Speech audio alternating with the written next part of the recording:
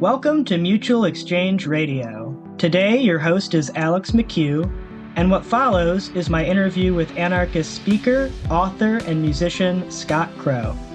Scott Crow is an international speaker, author, and storyteller who is proudly from a working class background. He has engaged his varied life as a co-op business owner, political organizer, educator and strategist, activist, filmmaker, dad, and musician.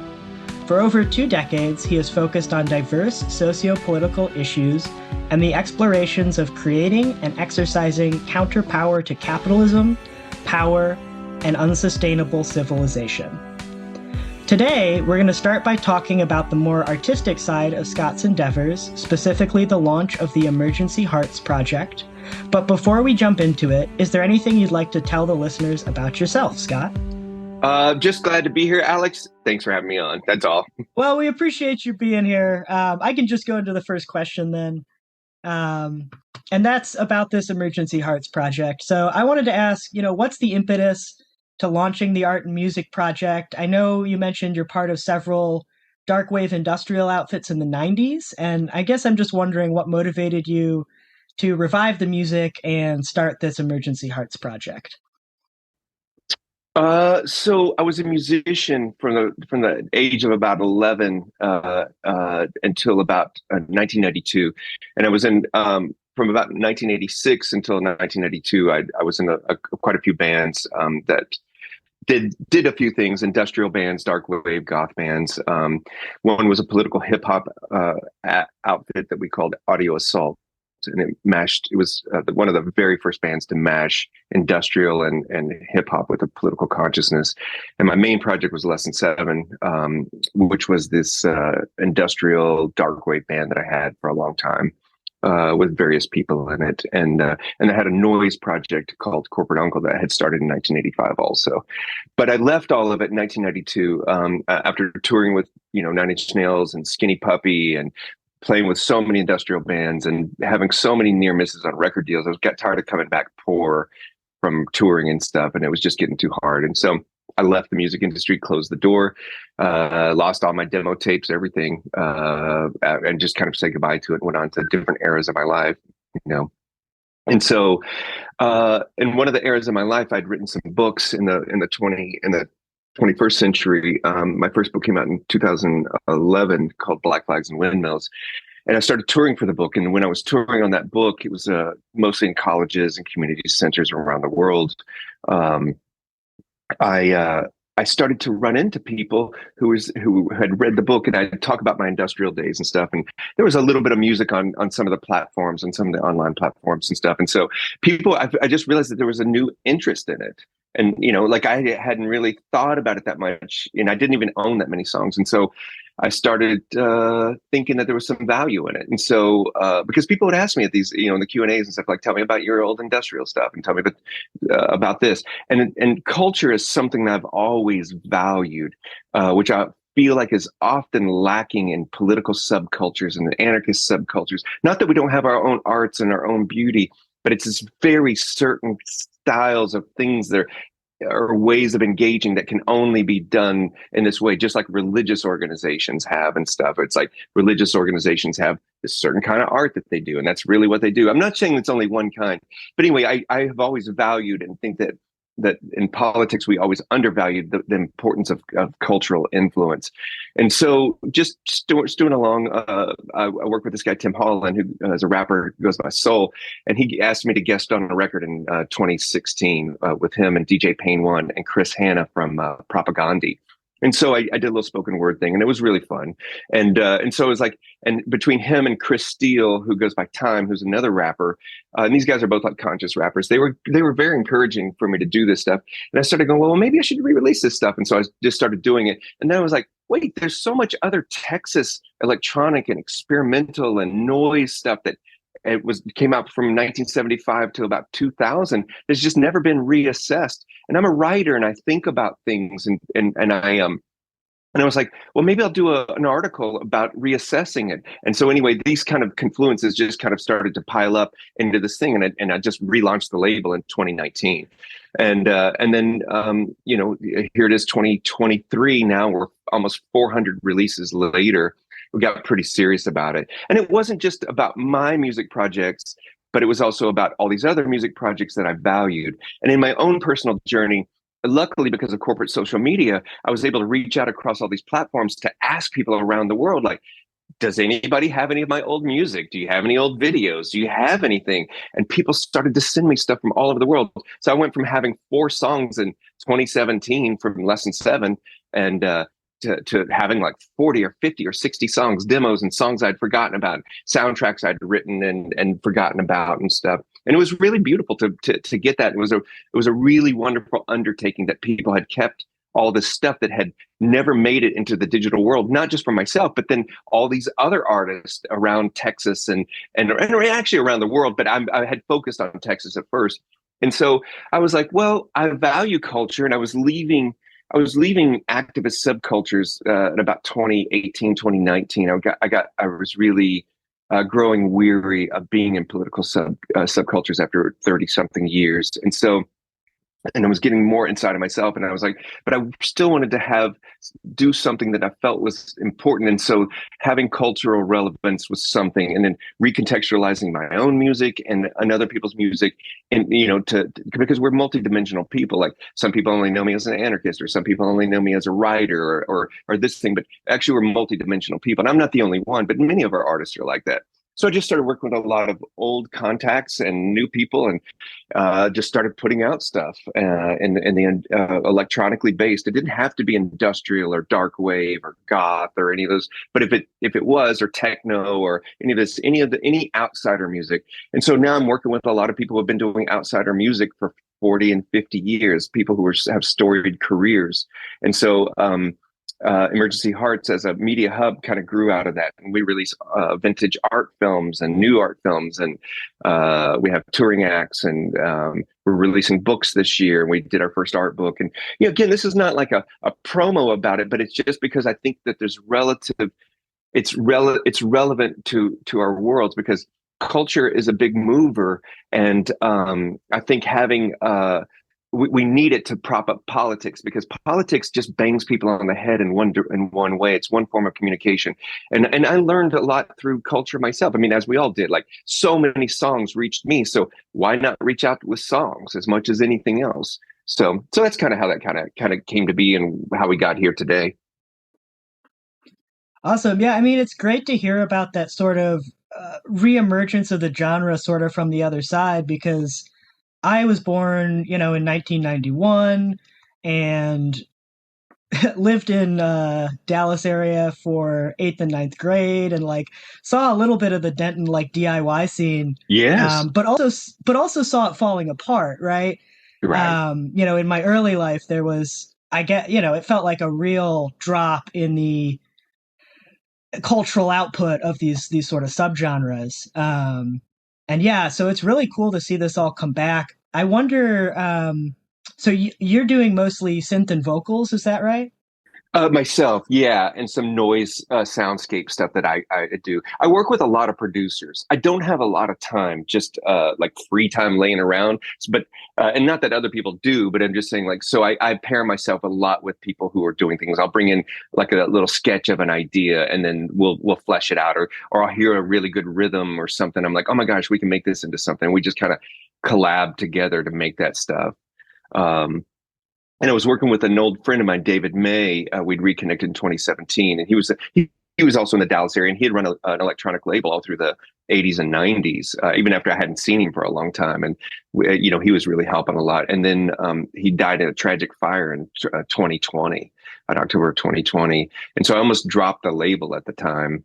And what you were talking about, like, you were saying that era that you were there in Dallas in the early '90s. I mean, you were born but when you were later in the It would have been '90s or around 2000, early 2000s, yeah. I mean, there's eras. Things just come and go, like, and that's what I realized, is that scenes come and go. And if you give them about 20 years or 25 years, that they all of a sudden have relevance to a younger generation who doesn't have the baggage from whatever caused that scene to fall apart. You know what I mean? Right. Yeah. So. Yeah, That's I just political enjoy scenes too. listening.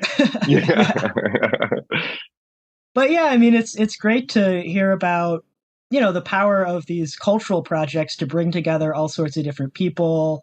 And I think about the things that had influence on my politics, and music absolutely did, as I'm Mm, sure is the case for you. yes, right, um, right. and so I guess my next question was going to be about, making radical media, making political music in 2023. But I guess maybe the actual question here is, do you see this as being a radical or political project, or is it broader than that? It is it's a culturally and politically radical project in the sense that it's the way that we run it and the things that we choose to do with it, right? So it has a quote unquote political lens around it, but everything doesn't have to be political, but it is definitely radical because culture makers are radical in and of themselves. If you make music outside of the mainstream, or if you make art of any kind outside of the mainstream, you are a radical person in that way, even if you don't necessarily have the politics behind it, but just the fact that you're using it as a form of expression or a way to get around in the world, that's also part of it. Like, and some of the work we do is very overtly political. We have very overtly political stuff that covers topical issues and historical issues and stuff.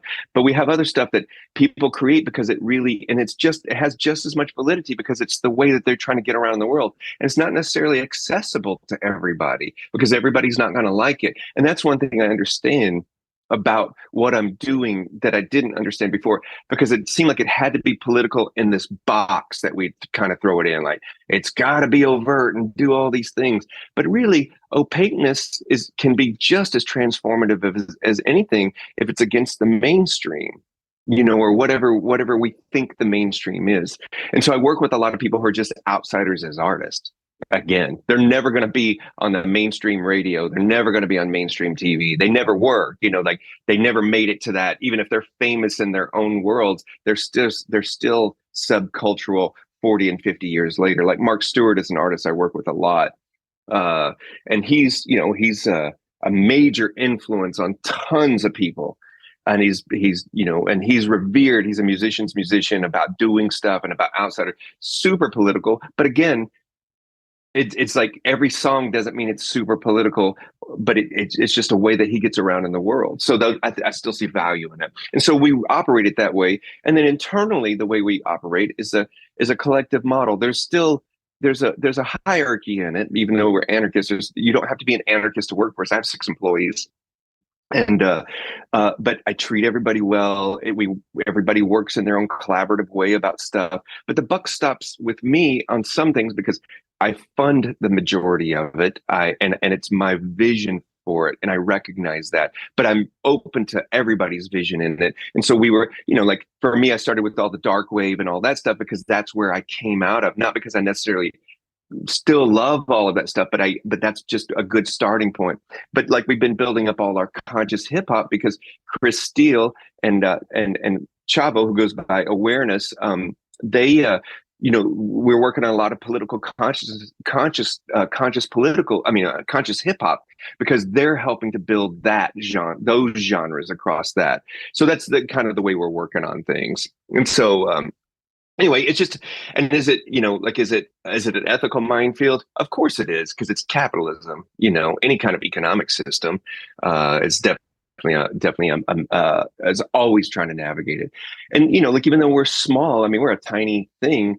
We're trying to make it mean something and be relevant to the artists, to make sure artists get paid where they can, where they can, because like it used to be you tried to get through the gatekeepers to, that's what made us outsiders, because none of us could get through the gatekeepers to the mainstream. Well, because of the early democratization of the internet and online culture, that has created this world where it's now there's no filters. We can all be online, like have audiences, but now it's how do you rise above the digital noise, because not just audio but everything, because there's so much content. And so that's what we're trying to do. And I'm not trying to reach everybody, but we're trying to reach everybody's famous to 15 people. So I want our artists to be famous to those 15 people, or people that it means something to them. Famous, I'm air quoting, but whatever it means to them, if that makes any sense. Yeah, that makes a lot of sense. And I think, talking about things coming in waves, that democratization of the internet is another great example where very early on it had this, uplifting effect for independent Yes. artists, and then started to get centralized and corporatized, and now Yep. hopefully we're seeing a little bit of a pushback in the other direction. I guess I'll ask, do you see that starting to open up a little more, starting to be back the way it was, or do you think we're sort of trapped in the corporate internet, to No, whatever extent we are? we're fucked. We're fucked as far as that goes. The corporate internet is here, and once capitalism gets hold of things, it makes it it makes it harder. Like I look at the internet a lot, what used to be just if you were looking at the field, it would be like little villages all over the place, and you're like, oh my gosh, what's that village? And then villages started to federate together. This is online, like here's a website, and here's another website, and then they began to federate in the Mm, early internet. But now it's citadels. It's all corporate citadels. So Facebook is walled off, and there's all these little villages on the outside of it, little shanty town villages. Our website, other people's websites. But if we don't go into the citadel, if we don't go into the city of their corporate world, we cannot. We are just isolated in that thing, and I think it's harder for people to find that. So what our strategy is not trying to find the most decentralized platforms to work on, but as much as fucking figuring out how to make life within those corporate structures. It's not a reformist view of it. It's just trying to figure out things because economics are tied to it. It's not just an ideological thing because I have artists that want to get paid and need to get paid to create art or to live, because everybody's got day jobs. Just know that majority of our artists all have day jobs, but like for them to make a little bit off their art would be nice in a capitalist society. And as relatedly, if I could say, like with that corporatization of the internet, like you were talking about, we've also seen a culture collapse in the last 20 years. And it was beautiful at mm, first when things you were able to have access to stuff, but now, like, I mean, just as like journalists, filmmakers, uh, you know, uh, musicians, video people, everybody, it's become worthless. It's truly become worthless, not the content because it's beautiful and amazing and people make all this stuff, but you can't make it's hard to make money in it now. Not just in a capitalist way, it's just hard to make money in it. I mean, I used to like I've been interviewed many times in the past in like by major publications around the world and stuff. And I would get interviewed. I got interviewed a couple of times for really big magazines that never did publish, but they would like those writers got $10,000 to write a piece, a 10,000 word piece, basically $1 a word. Like I can't even imagine a journalist getting that 15 years later that we're at, or 17 years mm. later where we're at now. I mean, it just seems phenomenally so far away. And it's the same with music. I mean, like when, in the 80s, like we were trying to get record deals where people were going to give us $300,000 to do our record and stuff. I couldn't even imagine hardly any bands except for major pop bands, doing it, but like indie bands getting that kind of money these days. It's just doesn't happen. And bigger bands I know that get, like $5,000 for a project, like it's just collapsed. And journalists are getting, $50 for an article, $100 for an article. And so what we're doing is just trying to figure out strategies that are as ethical as we can, but still trying to stay afloat because it's again it's not just ideological consideration, it's economics too. And I'm sure the C4SS runs into this to certain degrees, maybe in a little bit of a flip for y'all, more ideological, Yeah. less than that. But we all have to make our projects sustainable within capitalism or whatever. I mean, whatever economic systems it is doesn't matter. I mean, we'd all have to figure out during communism either or whatever the fucking systems are. So Yeah, you really anticipated my follow-up question there as far as like, okay, how do you actually navigate marketing something in this corporate world, in this centralized internet? And yeah, we with these podcasts actually, we've had this constant debate over, whether to have ad spots on them. And, so far we don't, but I think it's I know it's something the Cool Zone Media people have discussed on their own podcasts as far as why they have ad spots. Yeah. But yeah, I don't think there's like a correct answer there. There's not, and I think just I think it's actually situational, even like from thing to thing. Do we always want to have ads? Do we want to run ads? I mean, we run into this also. We just do it through publicity. That's our advertising. But we do the same thing, like like except that one of the things that we do is that we deal like instead of having to deal with advertisers, really one of our strategies is we deal with algorithms. Oh man, it's so funny. It's such a topical thing, but like we really try to figure out how to tweak algorithms across platforms within the corporate social media world. That's really truly what we do. Remember the golden time, even when corporate social media first was rising up, not the original like Friendster and MySpace, but like, let's talk about the more modern era when Facebook really rose up. Like there was a time when you could all of us as micro capitalists could actually promote our stuff and people would see it and stuff, and then they started monetizing it, like pay to play, more access, the bigger the things. And so when that all shut down, it became worthless, right? For trying to spread information. And so we just started figuring out how to hack the algorithms. What makes the algorithms drive stuff? Even as they try to block it, and it can be like simple things like not putting a link in the original post, but putting the links down below. I mean, I know you see, like if anybody's online, you see those tricks a lot. But we figured out a lot of those things, and that's how we're trying to get around stuff. But it's still capitalism. I mean, we still have to deal with that stuff. And then we deal with some pretty direct stuff, like not promoting this platform more than any other, but Bandcamp, like pays pretty decently for stuff. And so it's a direct marketing for us where we don't have to advertise. We just release our content and people get access to it. Again, everybody's famous to 15 people. So doesn't mean that everybody has to know about us. We don't have to do that. We're just targeting who we want to talk to. Mm. And targeting sounds it sounds so advertising. It's just not. It's just we just recognize who our audiences are, and we're just trying to talk to them. So we're trying to reach out, like doing podcast, and we're launching our own podcast, Emergency Hearts. We just launched a podcast today, as a matter of fact, our first episode. Oh wow! And so, okay. But again, around content and stuff like around music and stuff, and so. But just trying to do the same thing, just trying to figure it out. How do you, as it's gotten partitioned off, and it's not decentralized as it was in the early days of the internet. It's decentralized in this corporate model now. I'm just trying to figure out how to navigate around it, just like everybody else. Yeah. No, and it's unfortunately, I definitely understand the need to do it. It's funny to look back at like early Twitter and journalists, how we had the ability to suddenly reach a lot of people using hashtags on subject issues and things like that. I loved it, man. I loved it. It was a golden era. It was a golden era. Yeah, over, done. I'm not even on that shithole platform either as a person. Even if my name's on there, I don't do anything with it. So they fucked it. Nice. And they all do. That's the thing, is they all tend towards fucking these things up really badly. Which and I'm not, and there's a lot of ethical considerations just in the corporate media platforms. I blame Facebook. I do blame YouTube and Twitter for where we are now in political discourse in around the world. Or I'm not even air quotes political discourse, because there is no fucking discourse. You know what I mean?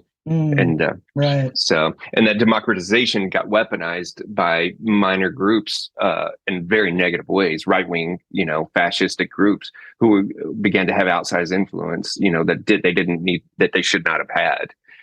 Sadly, because that was when the end of the democratization and the beginning of the just weaponization of it. So anyway, that's a whole other thing. Yeah, no, that's actually a great lead in. I think, another way to look at this is the rise of the sort of influencer culture.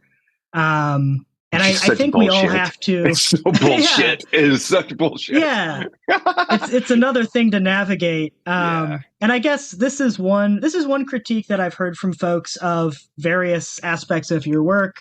I've also heard this critique of like every anarchist that has any sort of national platform or voice. But the critique is that making oneself sort of a face of the movement, or, like you were just talking about, being the sort of person with whom the buck stops for Emergency Hearts, I know a lot of radicals consider that, akin to self-aggrandizement and something we should avoid. This is something I've dealt with being director of C4SS when I Oh, for talk to sure. folks outside of the organization who think, oh, so you run C4SS, and it's like, well, no, it's not like that. So my question is, how do you balance the need to work within these realities of modern media, the influencer culture, while maintaining a commitment to horizontalism and whatever ethics that drive the project? Just doing it. That's it. That conversation that you're talking about who worries about Mm-hmm. who's the national person, that is that's an activist subcultural conversation that is irrelevant to the world. That's the truth of it. That's what I really began to understand about it. It's not because people want to build social capital because there's nothing else left to an activist subculture.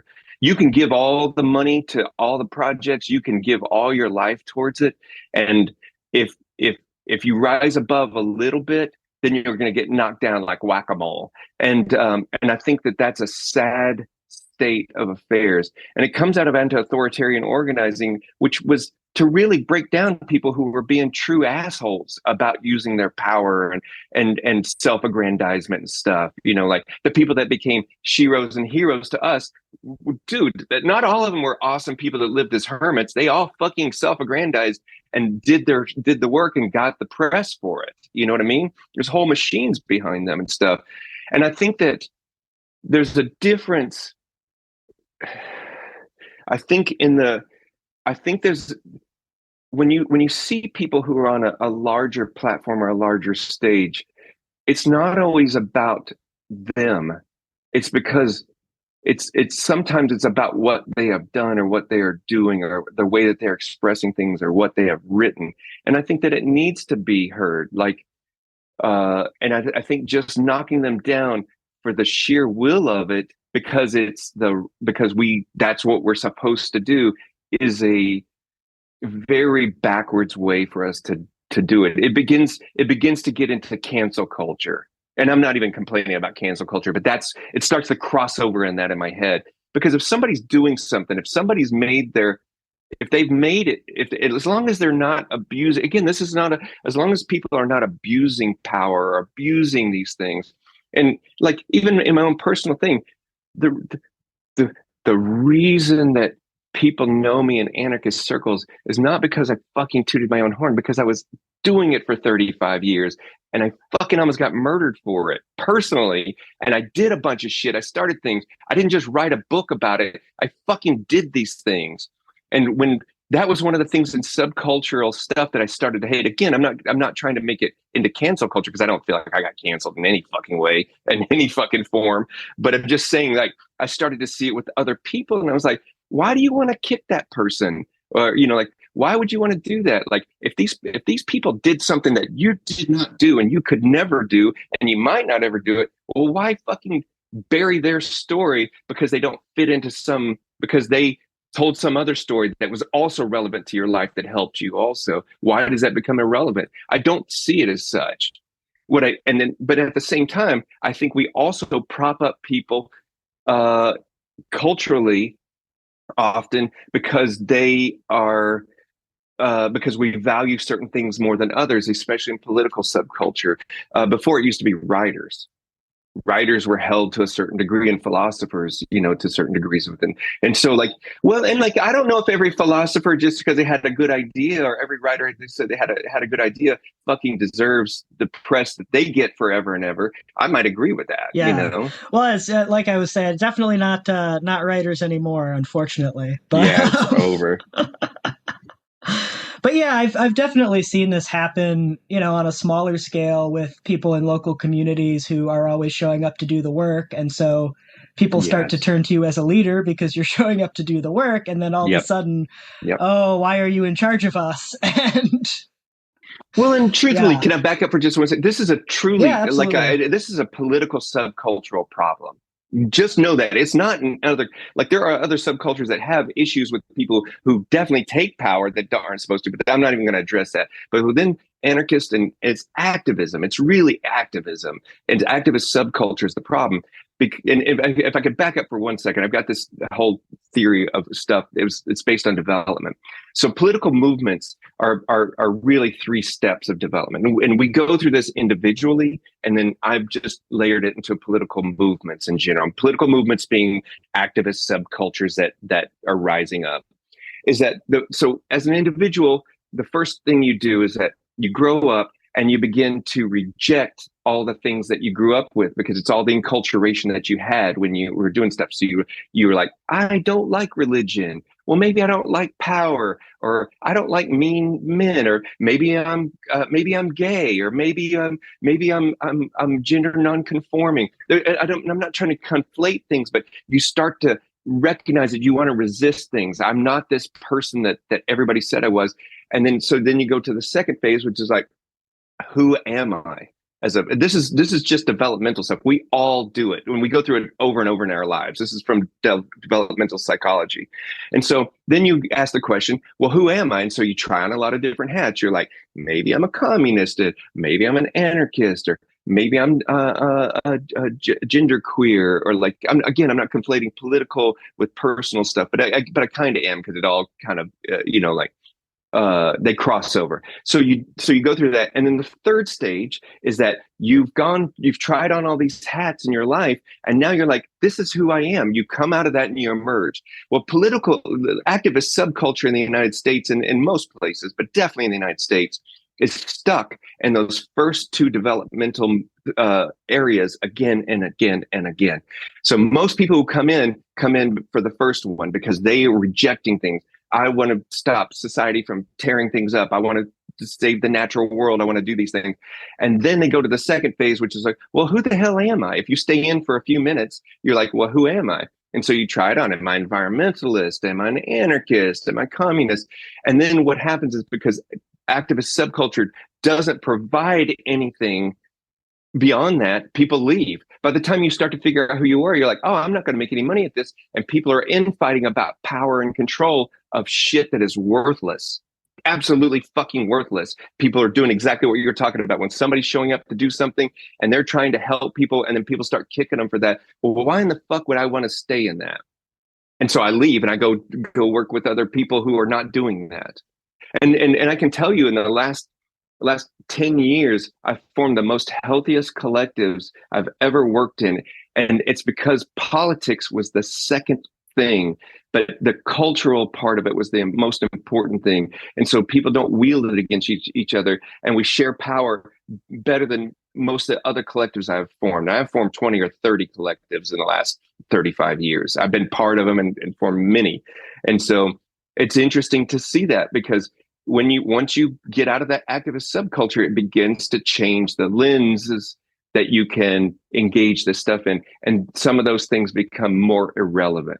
So, like, if I get interviewed in the music subculture, people don't go, man, you're just taking up all the air, the national scene of music. They don't say that. Nobody says that. And I don't, because I'm trying to actually not do it, but I'm just saying, like, it's just interesting. Nobody says that. Like, that person gets too much. That person talks too much about this. That person talks too much about that. It just doesn't happen. Yeah. No, and I definitely, it definitely feels like a part of the insularity. It is of the subculture, right? It's 100% part of that. The second you interact with people out in the real world, they do not put up with that or care about that, like you were saying. They don't. They're glad for you. They're like, oh my gosh, because maybe they just paid attention to it a little bit. But again, we shouldn't have to fight for scraps amongst each other. Like, that it's an impoverished mentality that activist subculture in the United States has, which is that we never have enough. It's why we're stuck in resistance and not in full liberation. And full liberation doesn't mean that we're talking about like guns and shit like that. But I'm just saying, like, whatever it is, we're stuck in it. And so, but there's a comfort and a familiarity to it that in the 35 years I was in activist subcultures, it never changed that much. It just had different players in it. I went from communist and socialist to anarchist, doing the same damn thing, circular firing squads over nothing, over inconsequential stuff. really inconsequential stuff, huge blow ups and people leaving and never coming back to movements and stuff. It's sad. It's truly a sad thing. It destroys Yeah. projects. Yeah, so you mentioned earlier, you've pretty much moved on from activist life into this more cultural musical role. I'm guessing this dynamic had a lot to do with it, but was there any like breaking point or motivating moment that drove that change? Well, to be fair, I was in that world before because I own two art galleries. I've always sold and made art. So I've always been an artist. Like I was always in bohemian subcultures before I was an anarchist or before I described as what we described as anarchy, before I went into politics. So it was not unfamiliar worlds. I mean, I've owned so many galleries. I own a gallery now. We just closed our last gallery 3 years ago. 3 years ago. I still sell art. It's not so outside of it. But for me, the final nails in the coffin were when I was touring a lot on Black Flags. I toured on that book for almost 5 years because hundreds of events, and I started to run into what ended up being cancel culture, but subcultural. I didn't understand it. I'd I'd show up at a town and there'd be two factions fighting it out, and they're like, "Don't speak at this event because blah blah blah blah blah." And again, I don't know any of these people. I don't know what they're fucking fighting about. And truly, started to get where I didn't give a fuck because it was just disruptive, super disruptive.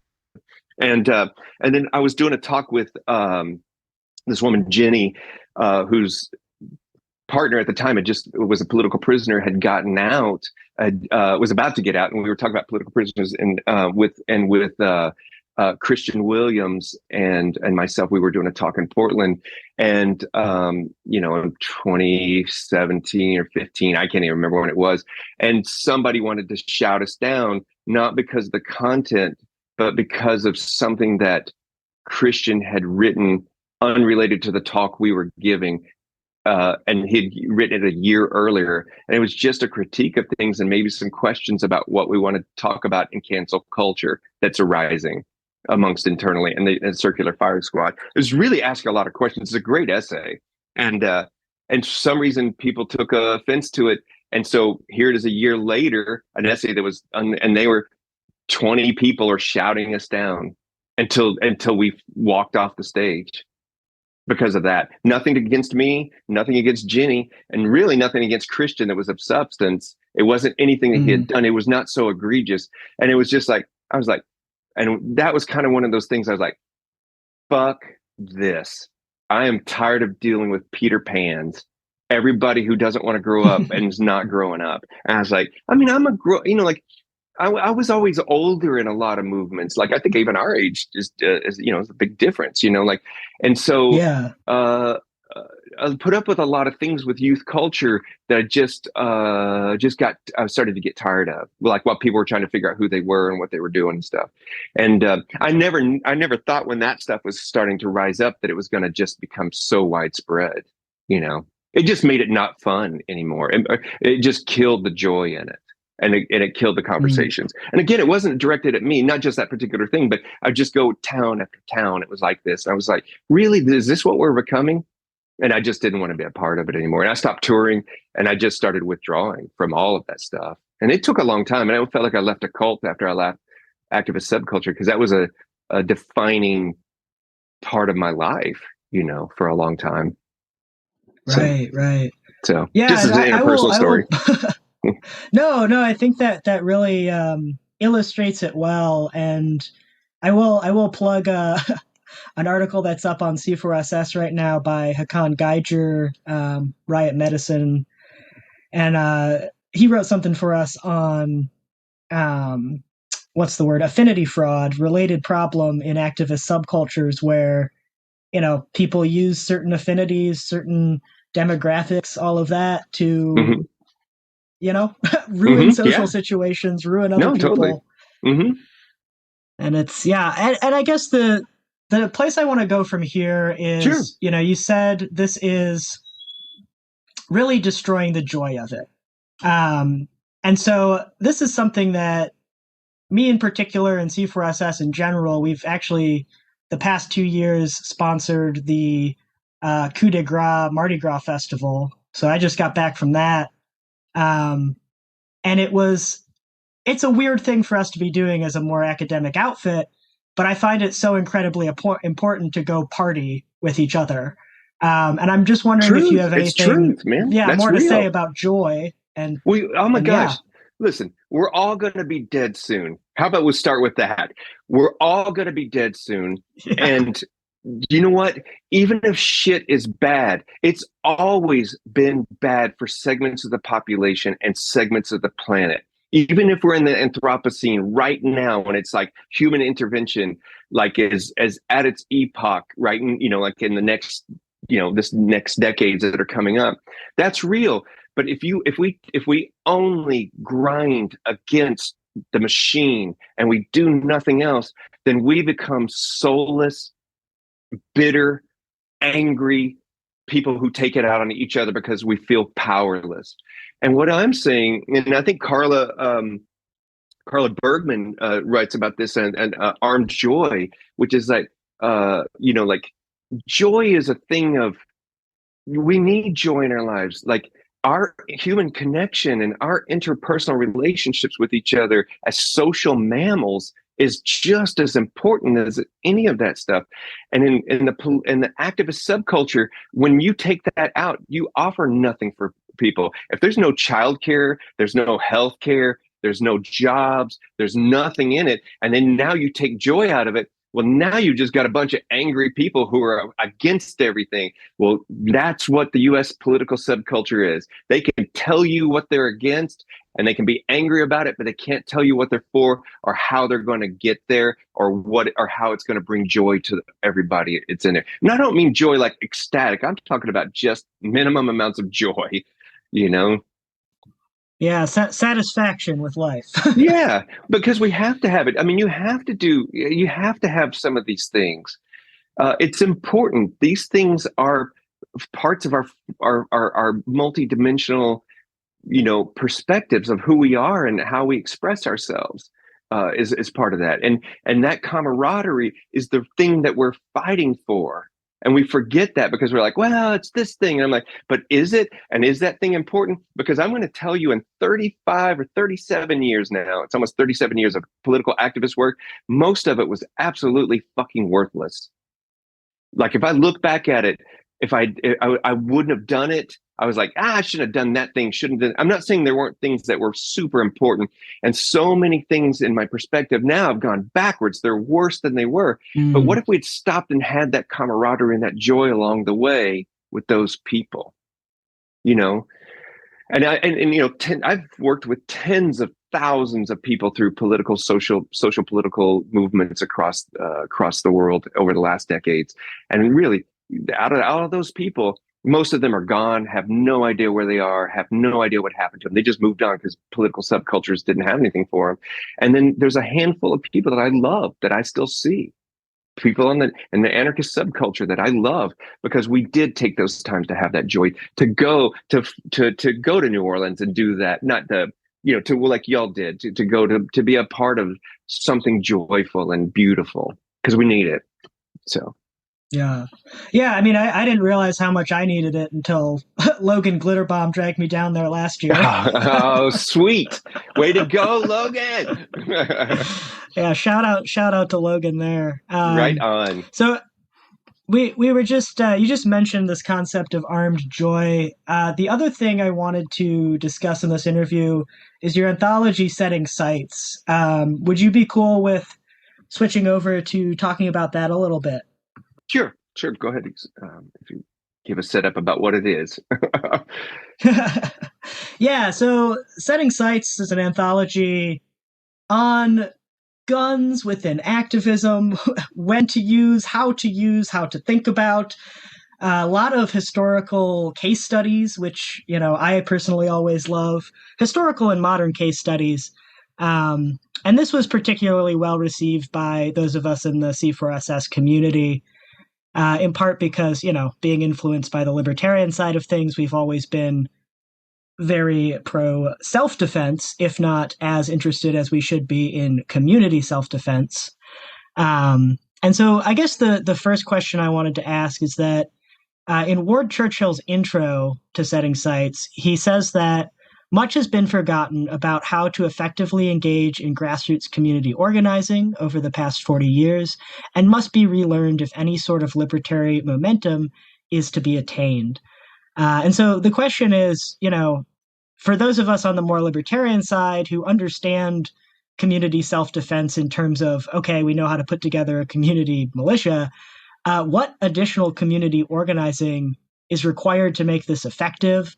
And maybe if you want to, where do you see this sort of breaking down with some of the attempts at armed community self-defense that we've seen in recent years? Oh man, there's a lot of stuff to unpack in two questions. You can start with one, and we can go back. Yeah. So, what else does it take? I don't know, but I can tell you that that it's more than anything that we're already thinking about. Community one, there's no such thing as a community, especially in activist subcultures. There's overlapping interests and communities and networks that mean different things to different people. And so when you're asking yourself of community armed defense, you have to ask yourself, who is the community and what other communities are we engaging with in that? So when we took up arms in New Orleans, I didn't claim to represent all the Black people in New Orleans anywhere, or all the people in New Orleans. All we did was we said we're a community within these neighborhoods. We're a subcultural community of white and Black people who are willing to take up arms and recognize that there are limits to it, and also that we were different than the white militias who had taken up arms in those same overlapping communities.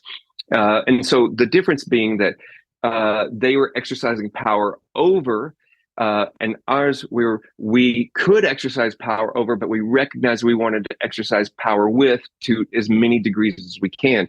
And so if we went to community centers, I didn't fucking carry my guns out in the open. We didn't come in strapped, because it looks stupid.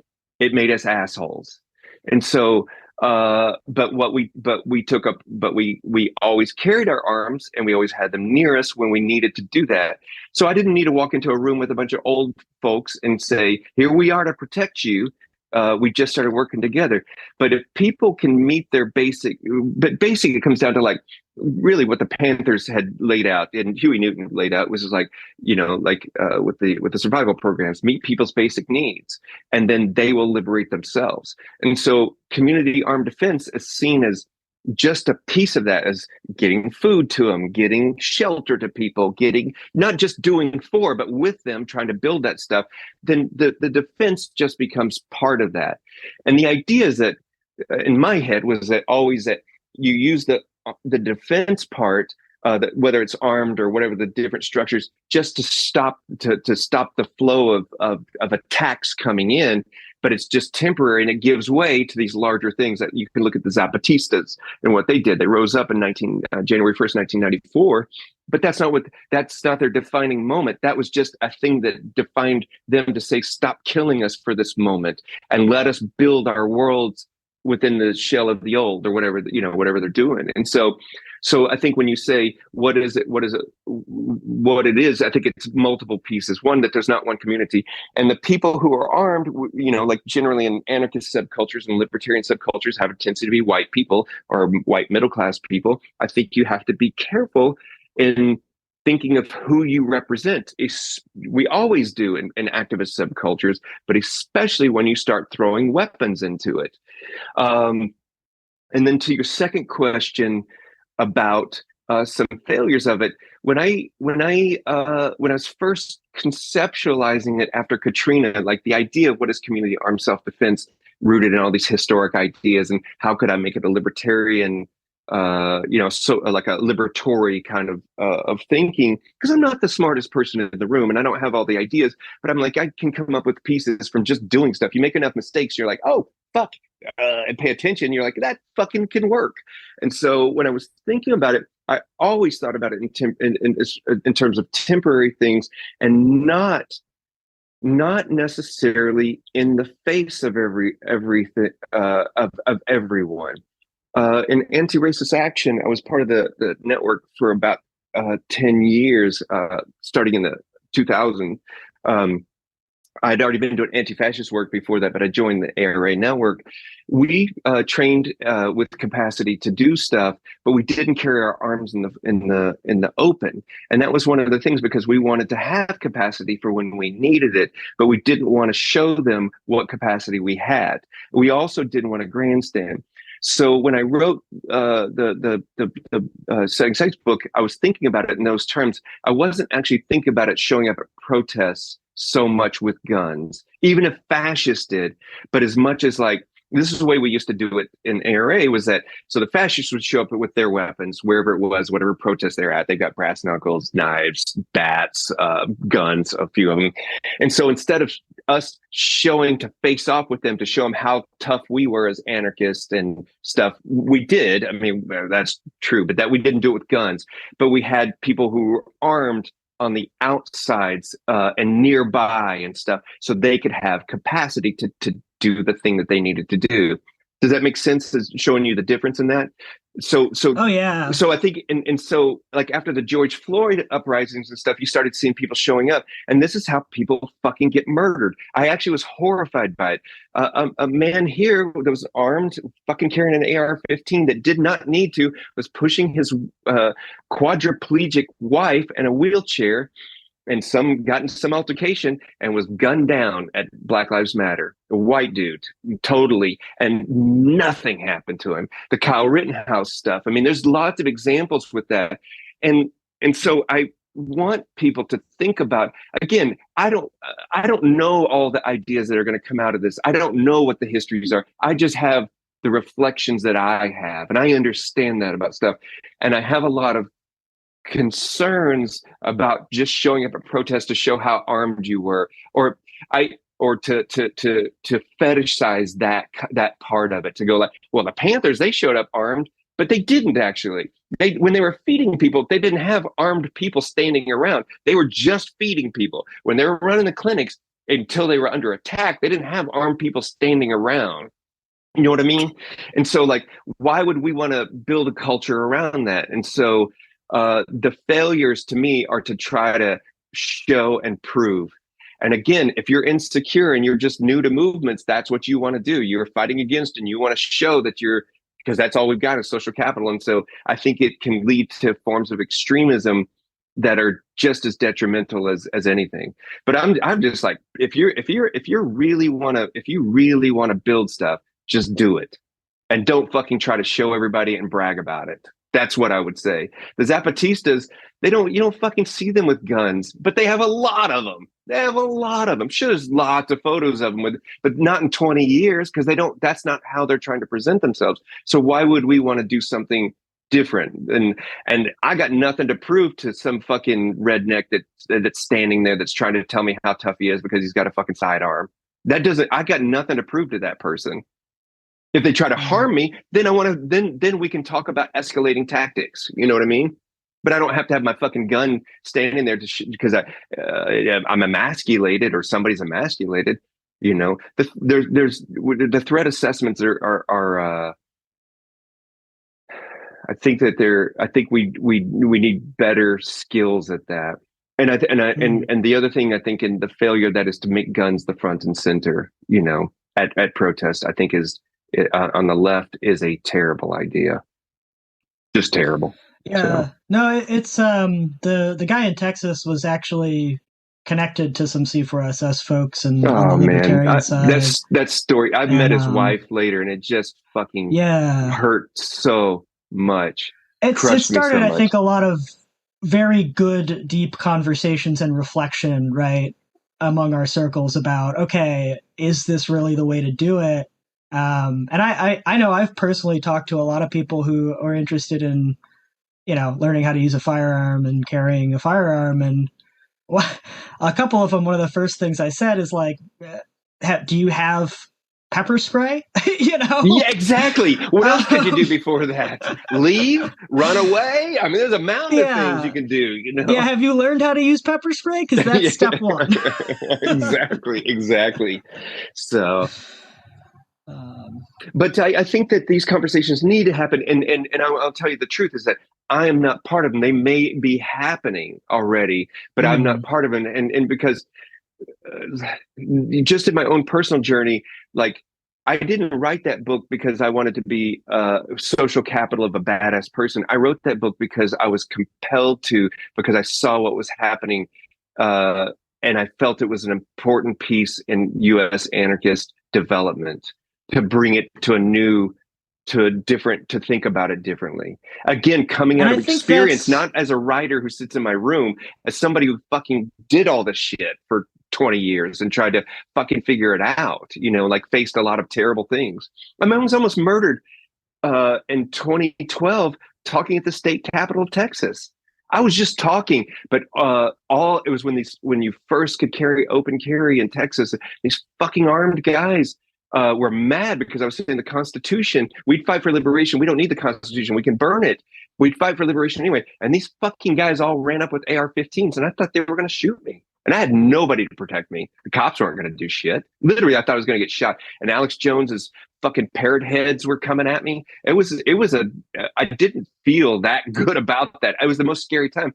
But at the same time, would I wanted an armed coterie to stand in front of me? I don't know. I don't know. I wasn't trying to escalate it. I got the fuck out is what I did.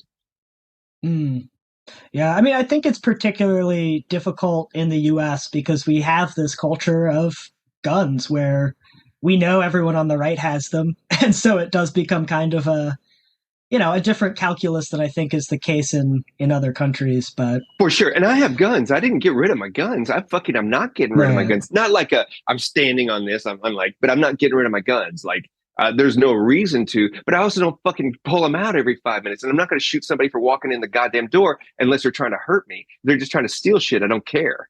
But if they fucking try to hurt me, I will fucking shoot them. I mean, that's the truth. But I recognize the difference in that because I've lived through it multiple times. It's not an abstract. And so when you begin, if you read these books and you read these ideas and you go to these classes, but you have no practical experience, well, sure, you're going to show up at fucking protests with a gun because it makes sense, but it doesn't really because nobody told you it doesn't make sense. So if yeah, C4SS continues down this road, I hope that you have these conversations and keep that going. Again, I'm not part of them, and I was almost murdered for this shit. So just know that I hmm, moved out of my fucking house of 20 years because of death threats that would not fucking cease from the tiny-handed orange one who yeah, would not stop talking about Antifa. And I'm not even bragging or anything. So I'm just saying that's what happened. And I didn't want to shoot yeah, somebody yeah. because I was walking my dog. I didn't want to have to walk armed because of that either. So Well, this is something I've definitely noticed is the people who have the least experience with, their lives being threatened or having to use violence are the most gung ho about it. they always have Um, been. They always have been. yeah, There's a fetishization around it, especially in the U.S. White male, dude. There's a fucking total fetishization around it. yeah. Young men. It's the truth. I always hated it in ARA too. In fact, I just was asked to write a blurb for a book that covered a lot of anti-racist action, and I fucking couldn't even get through the book because I didn't like the way the storytelling was going because it was all machismo bragging, which is why I left ARA because I was sick of talking about fighting fascists in that way, like glory stories. I'm just not into it. I just do this because we need to. I don't do it because I'm trying to fucking be a badass and tell a war story. I'm just fucking doing it. Not just me, but I like that. Yeah, yeah. No, and I always notice the people who are like, all right, let's brawl, were not people who got the shit beat out of them in high school and had to, Oh no. learn to fight that way. Yeah, Um, exactly. but I Some guess fucking shit. bringing it back to the music, as a kid who did get the shit beat out of me in high school, I found a lot of solace personally in things like industrial music. And I'm wondering if you see this as like, a potential psychological redirection for some of that aggression and fierceness. No, but I just see it as another place. Maybe so, maybe so. I hadn't thought about it in those terms, but just another place to express Mm. it if you want to. Yeah. I mean, again, like I learned so much about the world through music, like literally the better things and the worst things about it, I learned through music. The shape, it really helped shape the world. And I think that it's a powerful art in general is just a powerful they're powerful conveyors of stories, and we're all like, we're mammals, and stories are the things that give us a sense of place, and a sense of our histories and a sense of our futures. And so music is just another, and well, music is not the only one, but I mean, like, art is a way to tell those stories, whether it's visual or video or film or music or whatever it is, writing, whatever it is, poetry. These are all, like, and I think that they have as much value in doing stuff, uh, as much as brawling in the streets. Right. Uh, so this is, I think, last one I'll ask about the Setting Sights Mhm. anthology is that on the theory side, you differentiate between liberatory community armed self-defense and concepts like self-defense or community defense. And I'm wondering if you could just give us a quick, what defines this liberatory community armed self-defense in contrast to these other concepts and other ways that people look at this. Sure. Self-defense is easy. Self-defense as a concept is really about the individual. So it's really conceptually, if you think about it, it's you're thinking about protecting yourself. And a lot of times what happens is that it's identified with prepper culture. It's identified with, like, how am I going to survive the zombie apocalypse? It's really about you, me. You know what I mean? And self-defense generally is not ever taking broader political, historical ideas, or geographic ideas where you live into the consideration. Uh, and then community defense is pretty standard community organizing. That's when you just stop companies from polluting in your neighborhood, or stop the police from like stopping things from happening there, like whatever it is. It could be legislative, it could be petitions, it can be protests. I mean, again, I'm whatever those tools are, there's a lot of tools in that. Um, but community defense is part of that. And then what happens is that community armed self-defense is just another piece within community defense. And the reason I draw it out separately is because you have an armed component to it. Because whereas, like, feeding people you can do every week, but you shouldn't be taking up arms every week. If your group is taking up arms every week, there are very major issues we need to deal with. And the other thing is that community defense often engages communities across that, of different ones, because you're not always dealing with the same one. Maybe it's your neighborhood block, maybe it's elderly people, maybe it's trans folks of color who are being targeted, and so there's different communities that could operate on different capacities. And the armed component is, like, again, it only makes sense in the context of all of this other stuff when it's necessary. And community armed self-defense takes in the whole political and whole social spectrum of it. Who's taking up the arms? Why are they taking up the arms? When are they taking up the arms? What are the effects on the people outside of them that are doing that? Like, 5 years ago, the Oath Keepers were going to go in ostensibly in Houston, Texas, to into a largely black community without discussing it with them, to do defense with that black community. But they didn't ask anybody in that. And so all of a sudden, 10 white dudes with AR-15s walk into this community in Houston, and everybody freaks out because they've had no connection to them. They have no historical connection to them. And it just looks like a bunch of white dudes with guns are about to shoot a bunch of black people, even though they weren't being threatening to them. So a different way to do that would be to begin to make inroads with those communities, not for your agenda, but because it makes sense, because mutual aid makes sense at that time, and it's a liberatory mutual aid where our futures are tied together, and then you begin to make inroads, and then you start to begin to make, you're like, we see that an armed component is might be necessary occasionally, and then you begin to train with those people to do it, all of them, the people from the outside of those communities and the people within those communities, and you begin to take this larger approach. So instead of like figuring out, like, self-defense is like, just look at it basic like this: self-defense, stockpiling water, cans of food, a bunch of shit that once it's all over is worthless, because if you've built no community, you have nothing. Once you've used all your resources, well, who the fuck is going to give you anything? Whereas community defense and community armed self-defense incorporates this whole thing of like, how do we get along together? How are we going to survive these adversities together? How do we build for our own autonomy together?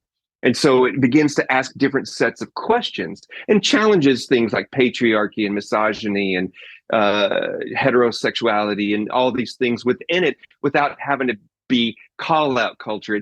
You begin to recognize it through those things, because who is it that's taking up the arms? Do they have more power than the rest of the community? And why do they have more power? So I think these are questions that I didn't make these questions up.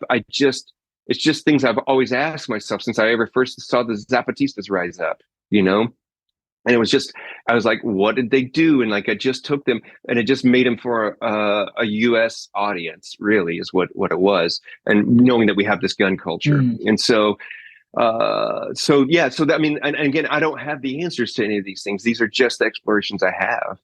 Yeah, well, thanks so much for getting into that. I know you said you're kind of moving on from that part of your life and focused on the art and the music, but, coming from, I think a lot of C4SS folks, myself included, come from libertarian prepper background and have been moving, in this direction, asking these questions, over the past couple of years. So, well, that's good, because I wrote the book to do that, because I don't want us to think about preppers, because that's not liberatory.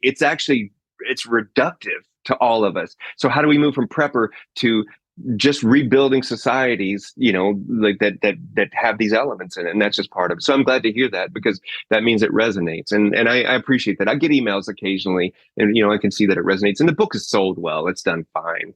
So, but I don't want to be known. So someone must be reading it. Yeah, exactly. And the thing is, I don't talk about it a lot, because I don't think I'm the brightest bulb about it. I just wrote some ideas that I wanted people to think about with it. And then it seems like it's taken on a life of its own. And then occasionally I get scared because I see the life that it's taken on. I'm like, that's not what I meant at all, but I can't stop it. And, that I just recognize that. And I don't want to. I mean, like, there's so many other things that have come out of it that are amazing and beautiful, So it's going to be in some new book, some new survey of critical theory, U.S. critical political theory, some super academic book. There's about 50 academics that are in it. I'm the only person who is not an academic who's in it, and I have 2 essays, one on community armed self-defense and one on liberatory mutual aid. And I have a book on liberatory mutual aid coming out, very much like Setting Sights. It's going to talk about the difference between mutual aid and liberatory mutual aid. What do I mean by that? And drawing out historical things and recent case studies in it. Awesome. And I understand you have 2 other book projects that came out recently, I believe. Gang Politics by Christian Williams and Concrete Age, the photo book with Leon Alisi. Yeah. Can you tell us a little bit about those projects? Oh man.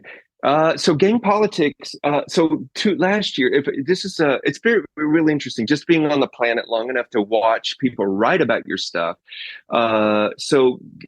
Christian Williams is my editor. Just so first and foremost, he's edited my last. I work with him a lot. We work on a lot of pieces together, and so he had written this book called Gang Politics over the last couple of years about anti-fascism and ways to fight anti-fascism and the difference between police, how the police operate as gangs often and stuff.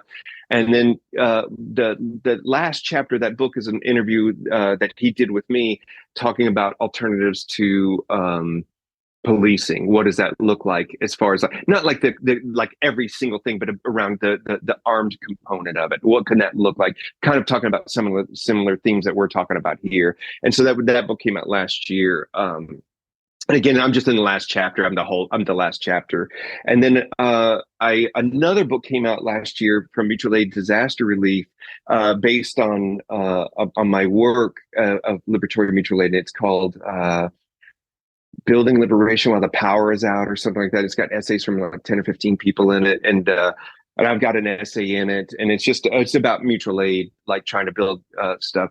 And so that came out, and then I did a book, a photo essay book with Leon Alisi, and that's the book I'm the most proud of right now. It's an art book, and it's got photos of structures taken kind of out of context, and then I wrote a series. I wrote stories as if from the future, looking back to today, talking about the concrete age, which is, what is a concept I've developed around the ideas of, like, we think we're so important in the Anthropocene, like humans, like we have so much influence, but once electricity is gone and we will all be dead at some point, it's going to be a very, very thin geologic layer of concrete and plastic. And so the concrete age is just a conceptual book around that, an art book around that. And so I write as if from the future, talking to the people to today, not admonishing or anything, just trying to figure out what happened and what these things are.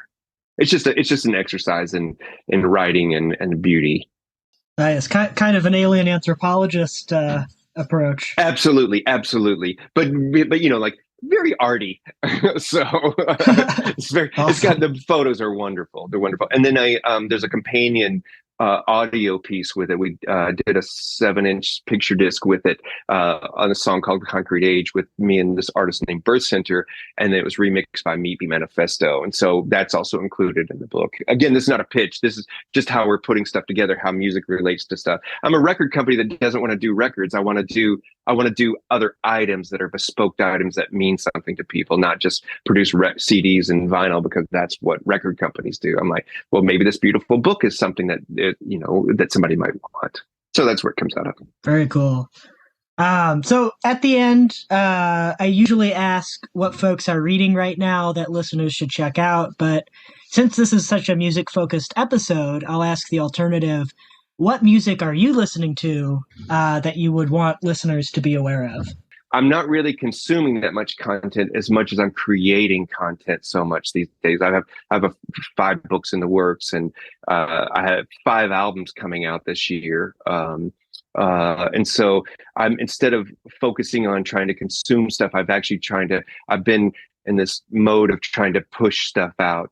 And I love a lot of our emergency hearts artists that we work with, Mark Stewart, this woman, Sign. And I'm a big listener to that stuff.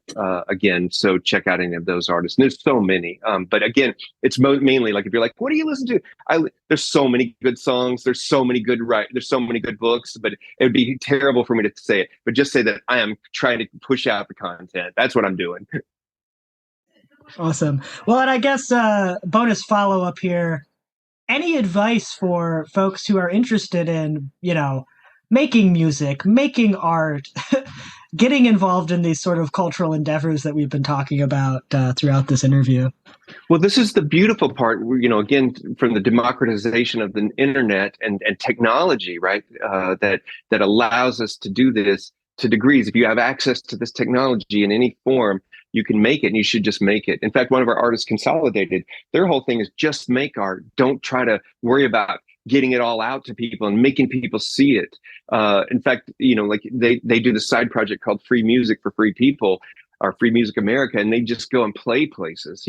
I think just do it, because there's apps in your phone if you have that kind of technology, or you can get access to musical instruments if you want to do that. And I think just create it for yourself and your friends. And like I've said this a bunch of times in this interview, but Andy Warhol said everybody's going to be famous for 15 minutes in the 60s, but then the 21st century version is everybody's going to be famous to 15 people.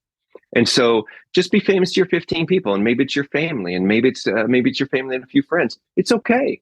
Like if that gives you joy, but ultimately we should do it for the inside, and if you want to do it, you should do it. And if it's a choice between a protest and that, I would say create joy. Whatever it gives you is that joy, for that moment. I'm not saying it's all joy and it's all like hunky dory, new age, all that kind of shit. You know what I'm saying? Like have some hope, have some beauty. It's okay. We don't have to beat ourselves down, and flogging ourselves doesn't make the world better, and it doesn't make us better people. So mix them both, just recognize things are bad, but that you can find little slices of joy here. And I think that's all we can do. Well, I think that's a great place to end it. Go out and make things, find joy. And thank you, Scott, so much for having this discussion with me. Thank you for having me on, Alex. I know it's a long time coming, and I really appreciate y'all taking the time. And with that, thanks everyone for listening to this episode of Mutual Exchange Radio. This is where I'd usually apologize for our wonky release schedule, but at this point, if you're still listening to the show, I'm going to assume you kind of know the drill. We do try to get an episode out each month, and our next interview, barring any weirdness, will be C4SS's Lysander Spooner Chair in Abolitionist Studies, Jason Lee Bias. He'll be interviewed by Corey Massimino, so look out for that one soon. And as always, if you want to support this show and everything we do at the Center for a Stateless Society, the best way to help is to support us on Patreon at patreon.com/c4ss.org. That's C4SSDOTORG. If you're already a patron, thanks so much for your support. And here's a special shout out to our producer level patrons. Thanks so much for all you do. Martin Jacobson, David Colborn, ASDF, Brady P, and Jesse Posner.